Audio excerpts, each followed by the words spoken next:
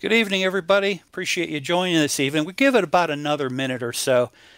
Let's build up this audience because I got a really great guest on this evening. Say hi, Noelia. Hi, everyone. Thank you for joining us. So when I was putting notes together for this, and I started thinking about, I'm a big 1950s, 60s, 70s, those really bad science fiction movies. And I remember the 1958 movie, although I wasn't alive at the time. I wasn't born at that point in time. But I remember as a young kid watching the movie The Blob. And that's what comes to mind when we think about, microbiologically induced corrosion. And if any of you have ever had an opportunity to work, I've actually seen what MIC can do in a wastewater environment, and it's just absolutely amazing.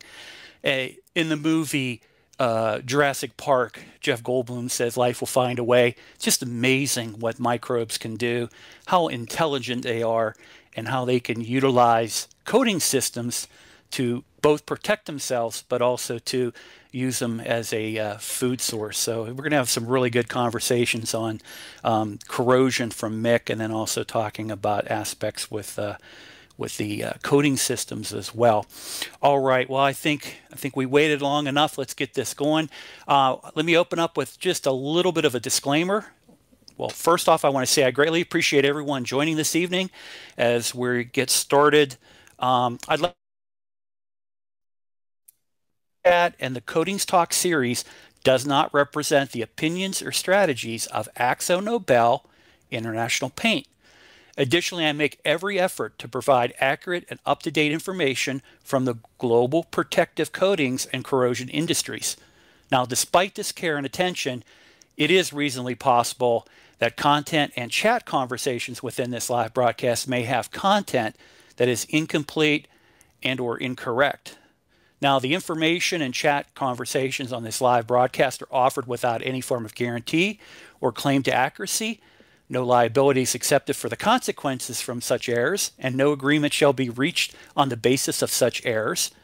Now, recording, distributing, and any other use of this live chat is not permitted without written permission of Jim Kunkel. That's me.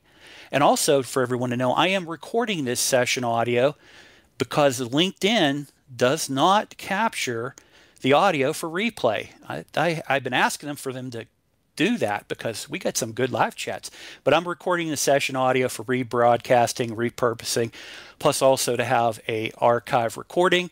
And for everyone, what I'll do is this evening I will take the audio, I will put it out onto my YouTube channel, which is Coatings Talk, and then I will put the link onto LinkedIn so everyone can re-listen, relive, or share this audio program.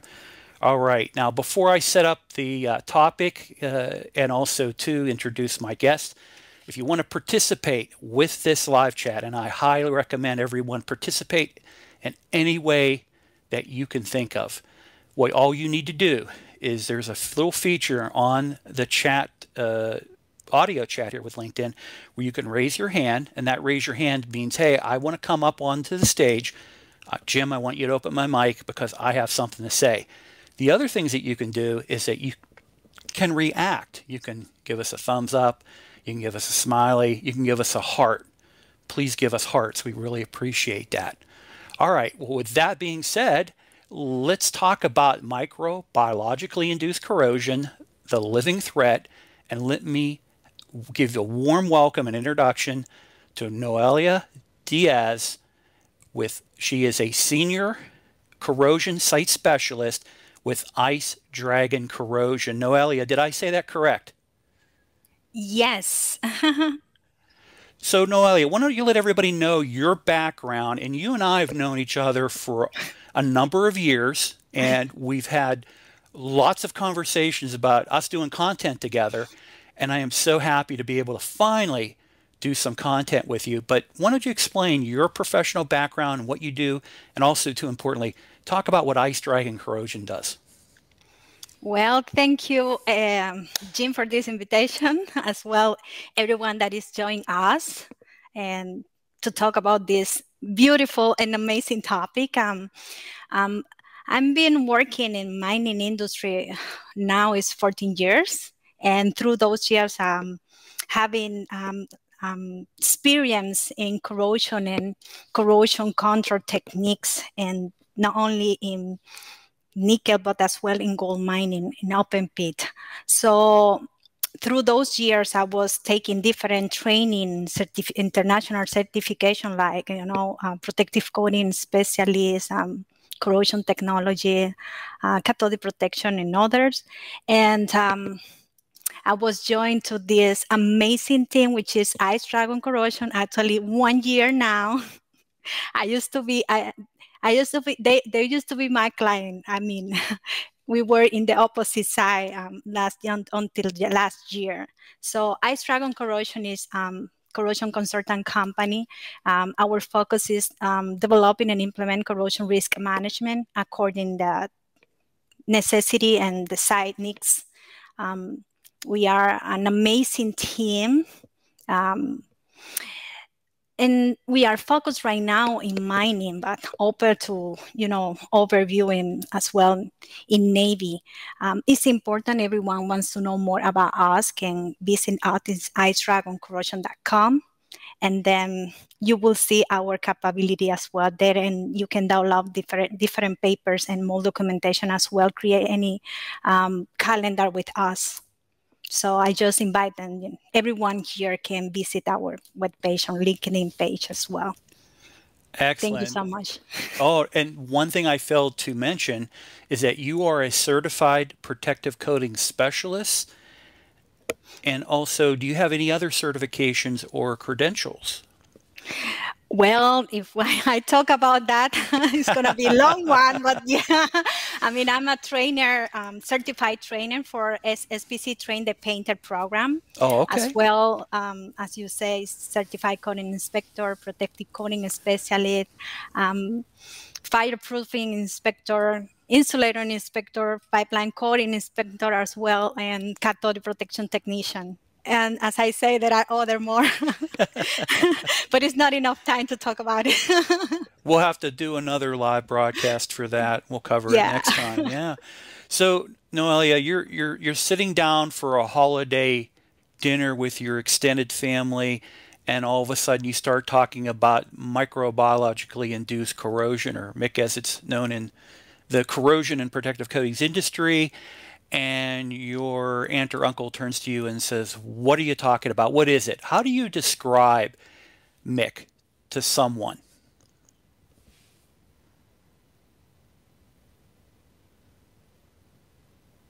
Oh, Noelia, you get your mute on.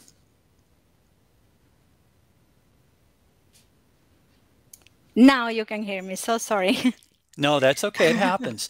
But did you hear the question I thrown to you? Yes. Excellent. Yes. Okay.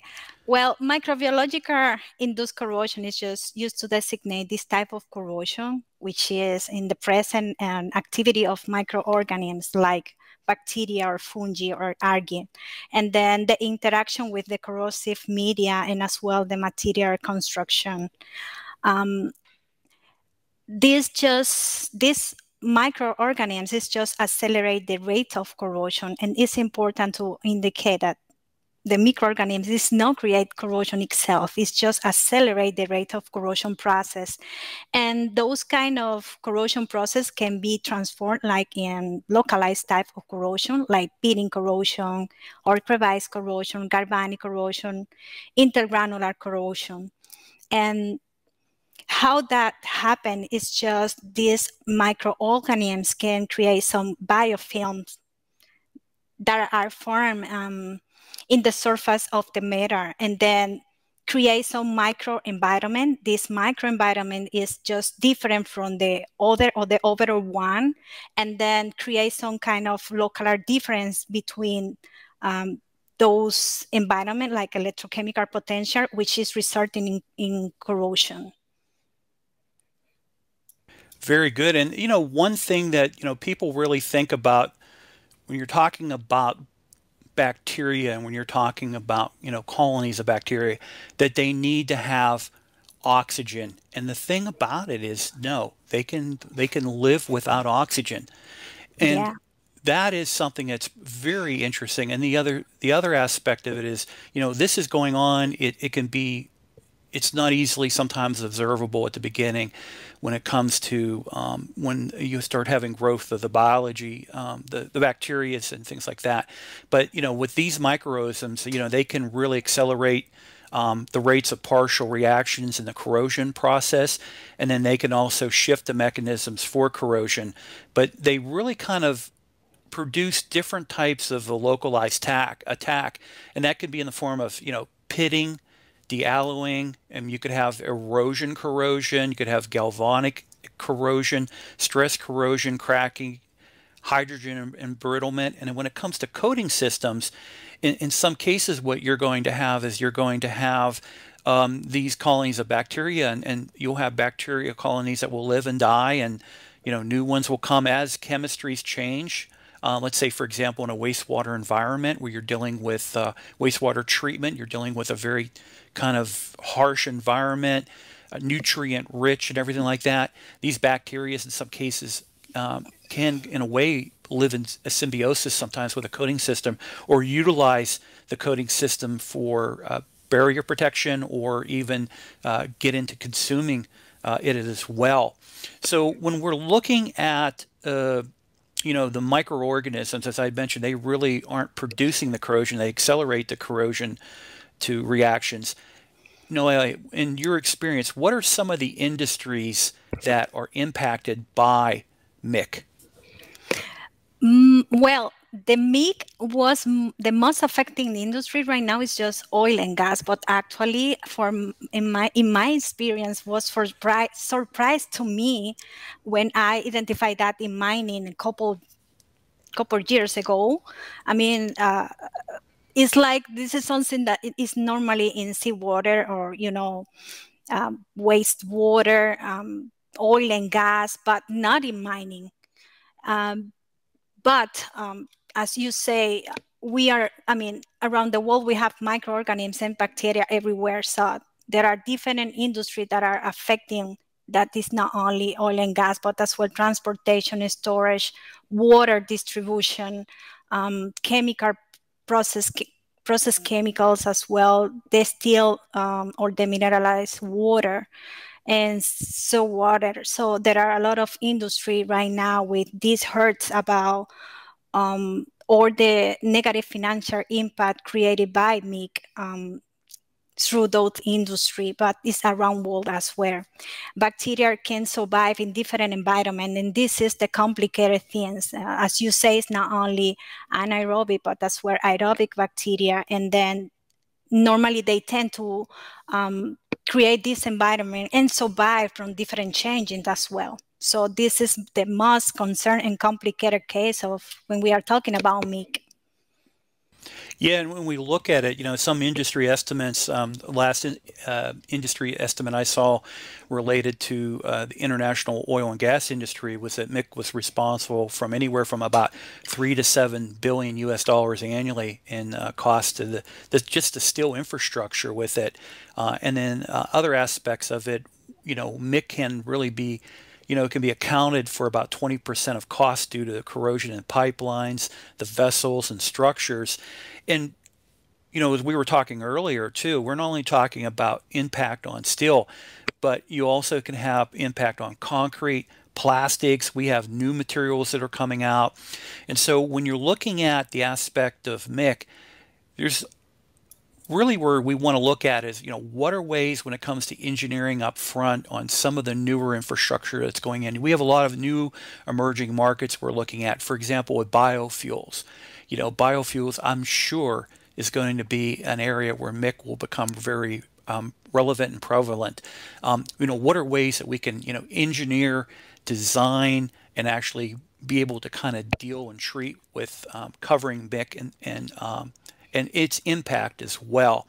So as you mentioned with the bacteria being aerobic and anaerobic, it kind of they fit really into 4 different categories.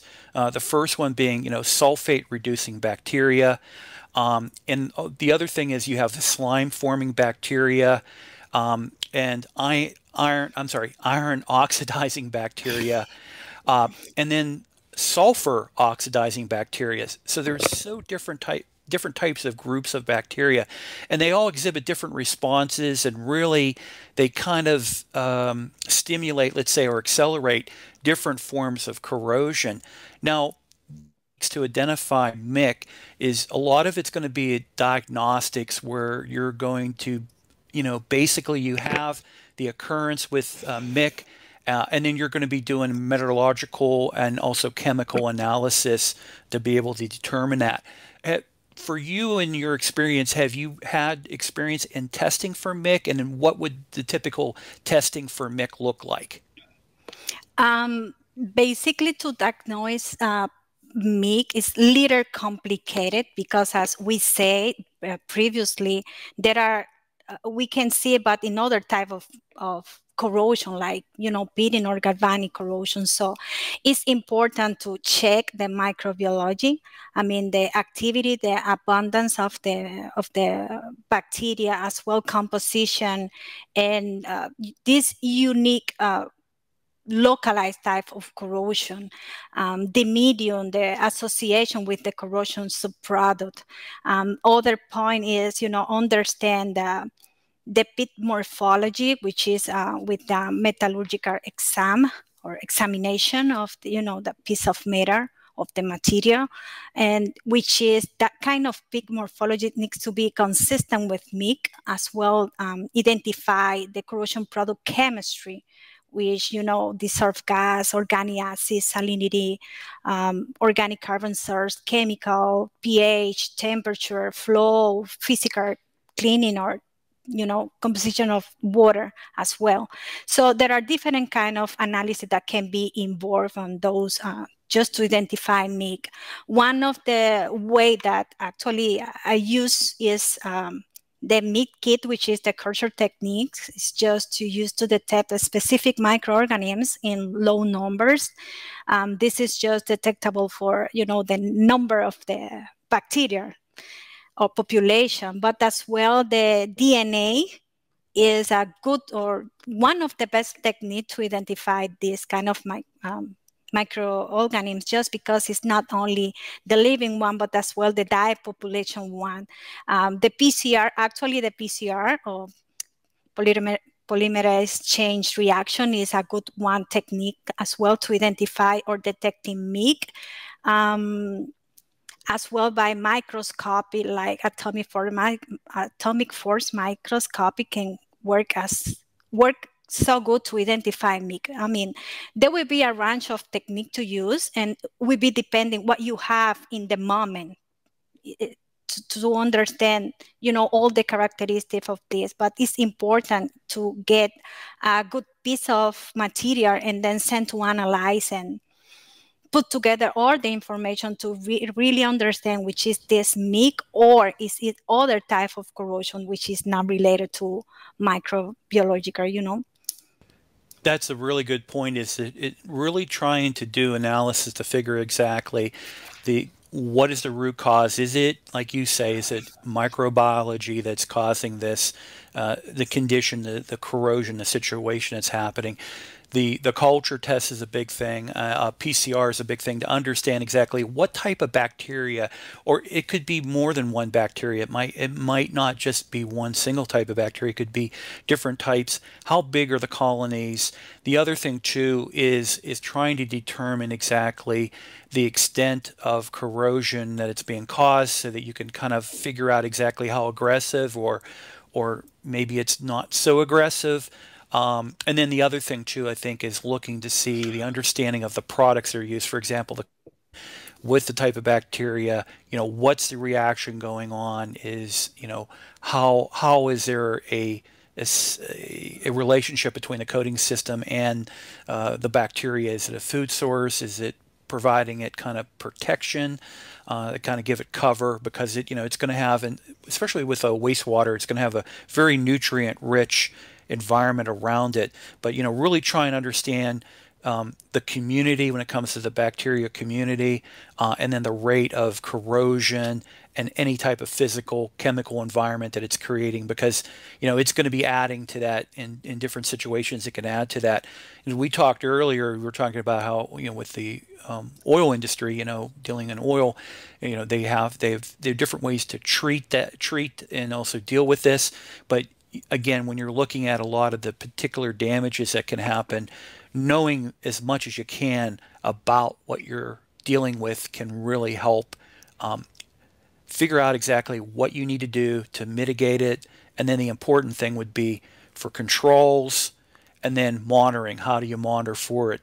And these are things that you're not going to learn in a basic inspection course, either in steel inspection for coatings inspection.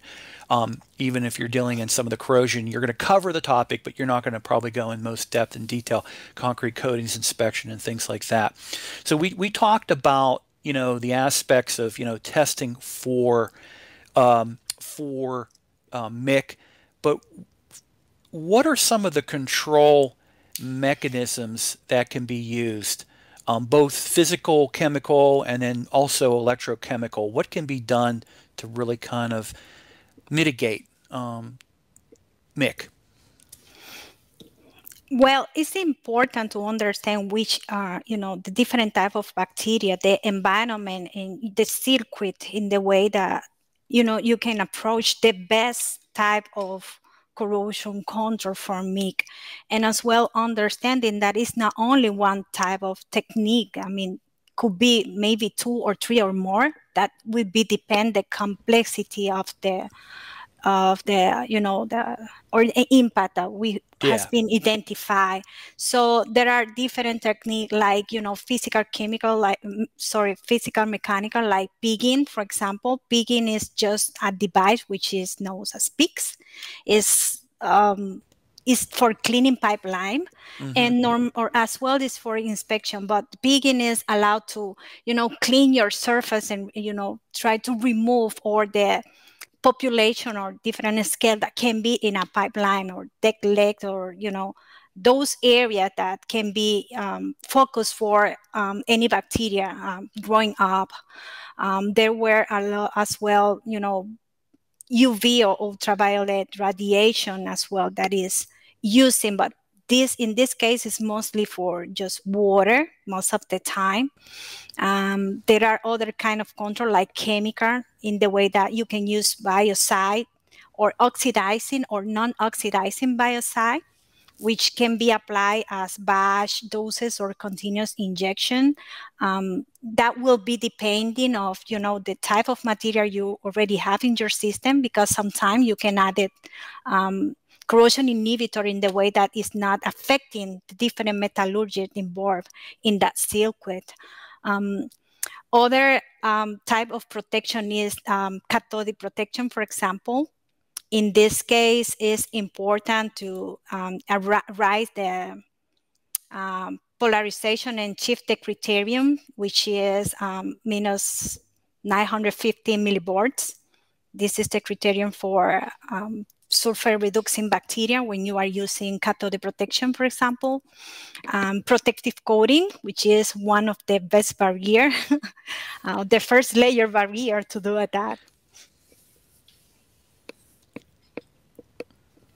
Those are most of the methods that you can use it, or a combination of all of them. Yeah, I agree with that. The aspect of, what you really have to look at is what's the best solution. It could be a combination. And, the thing on the aspect with the protective coatings, obviously I'm going to be more leaning to protective coatings is, the more you understand, the better, again, when you're dealing with whatever a cargo is, whatever is in that containment or within that you understand exactly the environmentals will help you really kind of pick the proper system. But in some cases, you could be looking at a combination of different things.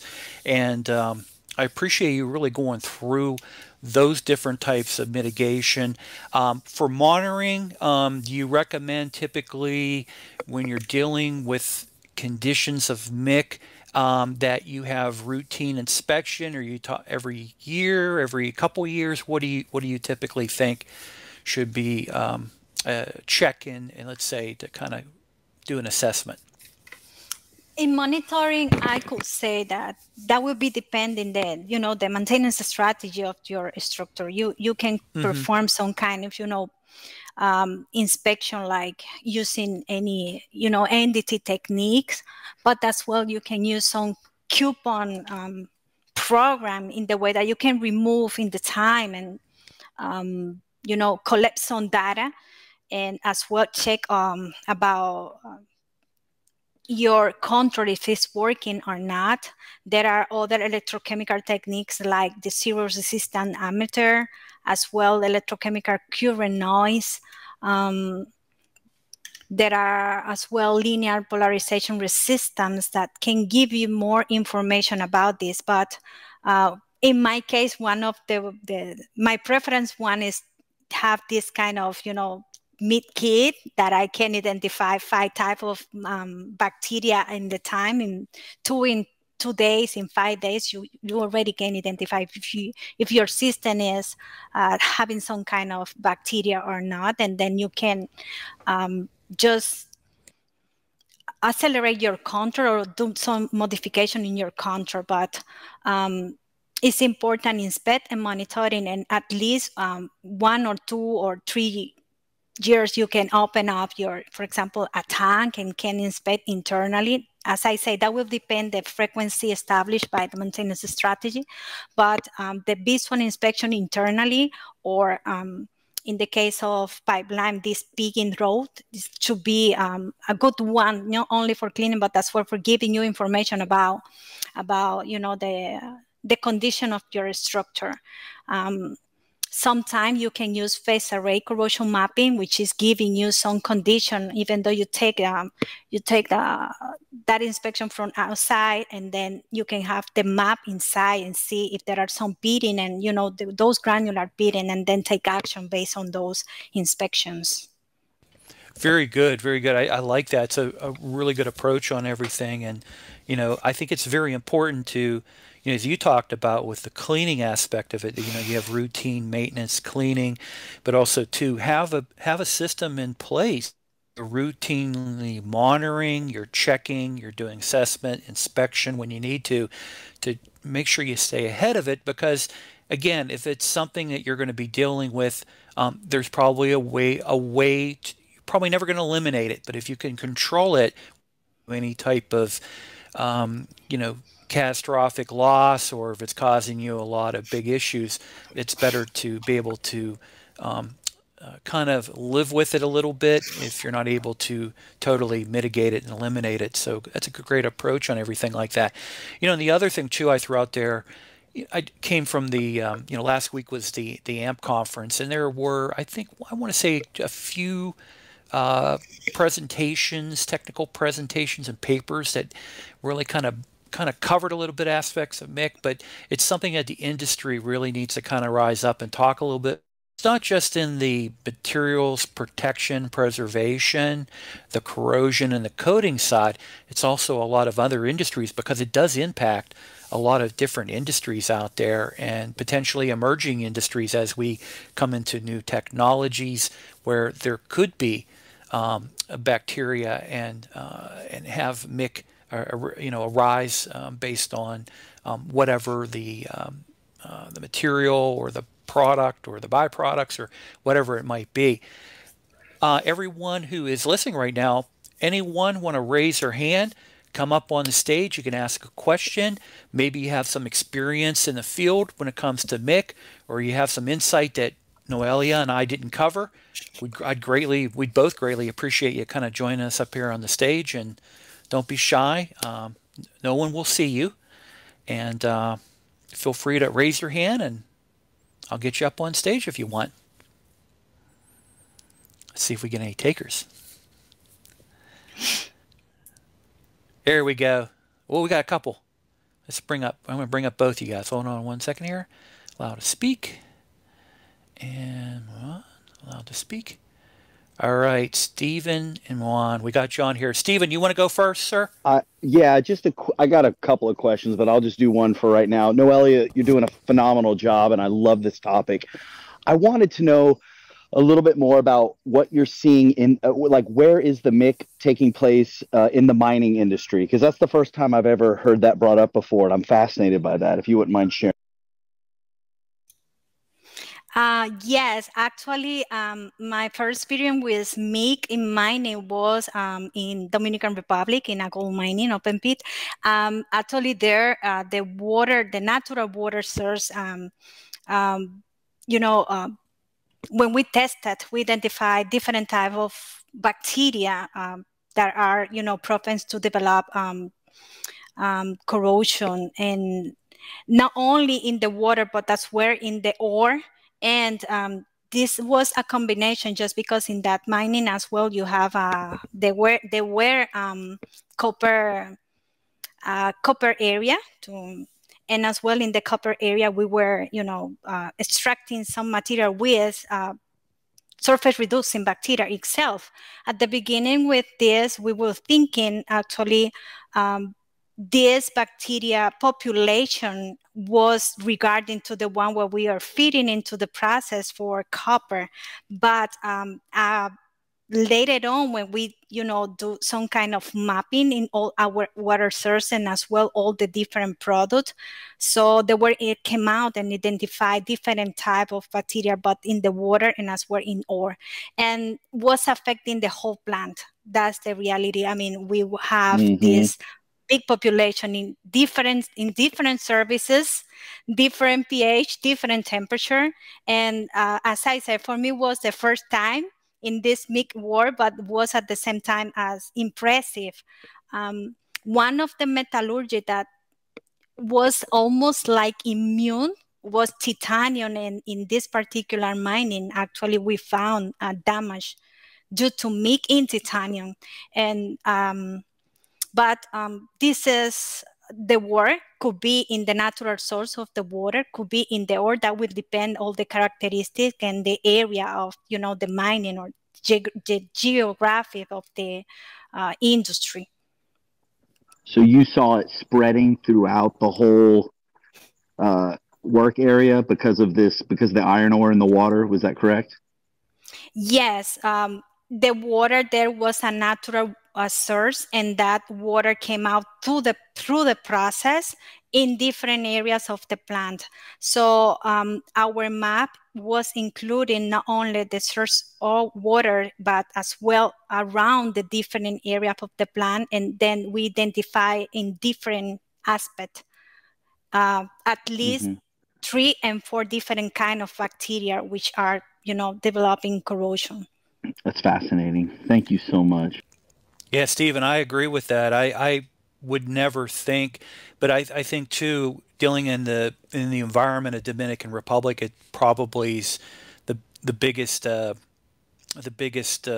catalyst to it. I mean, Noelle, you think it's because of the environment? Well, I could be, but when you have natural sources, actually, you have different, environment, like an aerobic environment and aerobic environment. At the same time, you have, like this planktonic area as well. There are different kind of environment involved, and it's not, just liter tank. It's a huge amount of water, and it's just there. So that could be, but that, as I say, that depends the geography and, others components around the process that can give you this growing up of bacteria around your process. It's going to be depending. But in this particular case was, as I say, not only in ore, but as well in the water source, which is the one used through the plant. Very good. Thank you, Stephen. Thank you very much. Juan, did you have a question, or would you like to share some information that you have about MIC? Yes, Jim and Noelia, thanks for the the chat. You guys are being really good and doing a good job. So yeah. I think I want to add a little bit for the mining, like where is making mining. As Noelia saying, like I worked with Noelia too, in different projects. Not only we found, bacteria in Dominican Republic, Noelia, we just found something even in northern Canada where the temperature can be low as low as -60. bacteria are still alive. They are still active. And also, like other projects who worked in mining industry, almost every mine site there are MIC. I think mostly from water source, as Noelia saying, but it's very common in mining industry. Yeah, just a quick comment on that. And then the other thing is, I have question, as you guys are, the coating specialist. I think one thing I'm interested in is how, as one of the corrosion mitigation solution for MEC, as Jim, you mentioned, actually coating can sometimes provide nutrient to bacteria or microorganisms. So how, like from an industry perspective, do we now have any standard to allow us to compare the coating performance against MIC? Or, it's something the industry is looking forward to develop any standard on that? From my perspective, and Noelia, I want to get your perspective too. The industry has been addressing it and really kind of going through and doing research and everything. You even have companies out there, and one individual comes to mind. Randy Nixon. Some on this audio might know him with Corrosion Probe, and he's done extensive analysis and study documentation regarding MIC, especially related to coating systems. A lot of the information I've obtained is from being in the field, seeing it, but also to talking to professionals like Randy and others who really are primarily in the, let's say, the concrete infrastructure, especially with wastewater, but to see MIC in so many different areas, but to the point where you have the coating system could become a nutrient source for it, or it could actually provide it could be a symbiotic relationship kind of going on with the coating system, especially related to concrete, where it's living underneath the coating system, but then it's also working against the concrete, because it's technically creating an environment underneath the coating system that obviously is going to cause a failure down the road, but also weakening the concrete as well. So, but there's still a lot of research being done. There's still a lot more that needs to be done. But at least in my opinion, I think a lot of the coating manufacturers have a good understanding. It's just we know all the environmental information, then we can give a best recommendation. Okay, sounds good. Thanks. And Noelia, I mean, what do you think about the aspect of coatings, modern coatings, and then also related to MIC? As you say, I think most of the coating company actually can provide some kind of system that can be used in MIC corrosion, but the most important is understand your operation condition. The most important is understand what kind of protection you are going to be adding, plus the coating, not only coating. At the same time, you can use, for example, chemical product, and then that combination is giving you what you exactly need to protect your asset. I think there are a lot of, as you mentioned, different, researching and as well testing regarding MIC and coating. But I can tell you that in my case, you just need to run some kind of different kind of coating, and in that particular environment, run some kind of test. And then based on, the best approach, you can select your system. Because if we are looking for a specific system, at least in mining or in oil and gas for a specific kind of bacteria, maybe in that way, we wouldn't find that right now. But in seawater, in wastewater, you find some kind of protection over there. So it's just, I think this is something missing maybe, or, that is going to be came out later on. But right now, in a specific system for MIC, through different industry is not released, but it's a better understanding about MIC and the coating protection. Yeah, it's getting a little better. And then, when you think of, just to kind of put a perspective on things, when you're talking about wastewater, let's say in wastewater containment, the clarifiers, for example, typically what will happen is where you have issues is going to be the headspace, where you're going to have the gases and, H2S's and everything kind of collecting, that's going to be an area. It's going to really be a nutrient source for the bacteria. And then also too, typically you're looking at so far down below the water line and, you know, above. So you typically are not finding issues throughout the containment. It's just in certain areas. So there are ways to address that versus, you know, throwing a kitchen sink at everything. But there's still a lot of research that needs to be done. And I kind of I'm encouraged seeing several different industries tackling it. Me from the coatings industry, the amount of research that goes into development and also understanding of it. But the other thing is educating people, the owners out there, the people who are involved in inspections and things like that, to have a good understanding of exactly what are the mechanisms, what type of, and this could be on the corrosion side, it could be on the coating side, you know, what are the mechanisms, what can be some of the root causes, how do you perform these tests, you know, how do you understand exactly what bacteria you're working with, what the size of the colony, the conditions, and all these things, because everything really is important to understand to be able to have the proper solution to mitigate and then also control as well. Let me get you back up here. And go ahead, sir. All right, thanks again. Yeah, you know, as a coating inspector, one of the things I always doesn't frustrate me, but it, you know, as far as us hitting the standards, you know, whenever I am in inspecting a site, you know, it's always at a visual level. You know, I inspect with my eyes only, and what I'm not doing is I'm not able to inspect at, say, a microscopic level or a molecular level, because that's where that MIC is really, you know, found, is at that, you know, infinitesimally small level. So I wanted to know, have you guys seen anything, you know, with surface prep or anything like that that is showing any positive results? You know, obviously, if you're looking at, you know, anytime you're dealing with, well, a good example with concrete, you always want to have, you know, you want to have a clean, sound surface.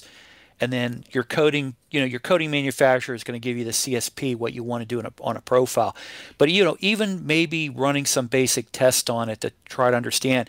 And correct me if I'm wrong, Noelia, the MIC kits are carry with you.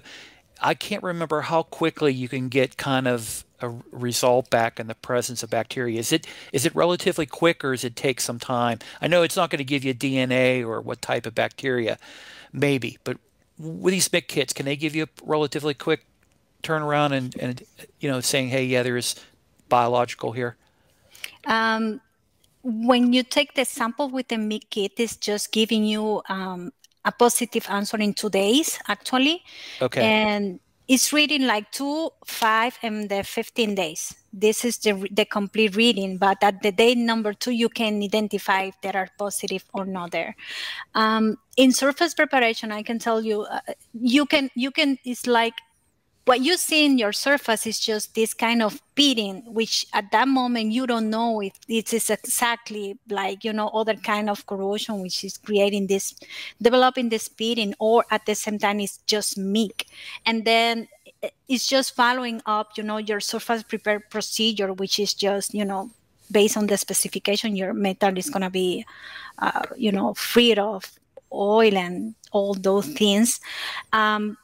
But when if you pre-identify that kind of corrosion before your coating job, normally there are some kind of cleaning that can help, some kind of non-oxidant, maybe biocide, or quick cleaning or chemical cleaning that can help you previous your surface preparation itself, to, you know, mitigate any contamination in the metal, for example. But a specific inspection type to identify MIC, or, you know, in the surface during the coating, actually I can tell you no. I mean, by my sidearm experience, the answer is not. But with, you know, the MIC kit, is just today that you will have any positive or negative identification. Mm-hmm. And as well is just try to identify that first or previously.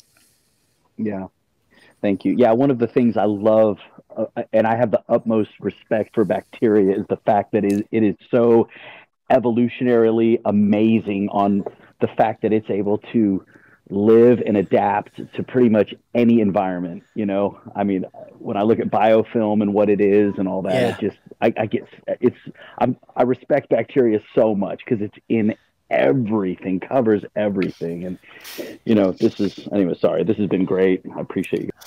No, you really bring up it. You stand when you really look at this, because it's like we have to figure out how we can live, how we can operate our infrastructure, our whatever it is, and somehow live in a symbiotic relationship with a bacteria that wants to colonize our infrastructure, production, you know, whatever it might be, pipelines, vessels, and things like that. So, no, I agree with you, Stephen. It is pretty awe-inspiring and everything like that. So, thank you, sir. Anyone else? Anyone else? Let's see here. We got people responding back. I appreciate the claps. Didn't see any hearts, but that's okay. We'll go for the next time. Maybe you guys will give it. There's a heart. All right, we got a heart. All right. Yep, another heart. There we go. All right, Noelia, before we close up, anything that we didn't talk about that you would want to leave with the participants of this live chat?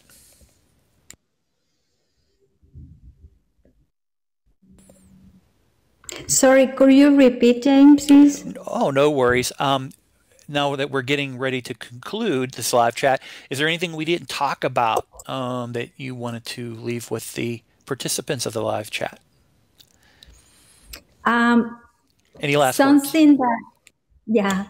Something that maybe we didn't say but needs to be taken into consideration is during design stage. Normally, there are a lot of equipment that are hydrotest. In the hydrotesting, water should be analyzed first of all to identify any kind of bacteria, just because during that phase there are a lot of contamination in the surface of the matter, and creates that kind of environment to help the bacteria growing up. So keep in mind that phase of any designing or pre-commissioning in company or any organization, any industry, should be a risk developing point and should be the focus and prevent this kind of corrosion later on, okay? I don't think we talk about this. And after that, it's just thank you, Jim, for inviting me, and then thank you all the audience that and what's time with us about me. What's the best way for people to follow you on LinkedIn? Yes, you can reach out me like Noelia Diaz, and as well as Ice Dragon Corrosion webpage in LinkedIn, and our webpage, which is icedragoncorrosion.com. So anyone have any question about coding or about cathode protection risk, corrosion risk, corrosion management program, MIC, or other kind of corrosion, can reach out us there. Noelia, thank you. We finally did our content together. Yes. We did it. It went well. Next step is to get you onto a live stream so that we can have you live on camera and have people asking you questions. Yes. All right, everybody. Thank you so much for the participation, the hearts, the thumbs ups, the claps. We appreciate you so much. Everyone have a good evening, good afternoon, good morning, no matter where you're at in the world. Appreciate it. Follow me on LinkedIn. Check out the newsletters as they come out. Also, subscribe to Coatings Talk on YouTube. I will get this audio out later this evening, and we'll be good to go. Thank you, everybody. Have a good night. Thank you so much, everyone. Thank you so much, Jim.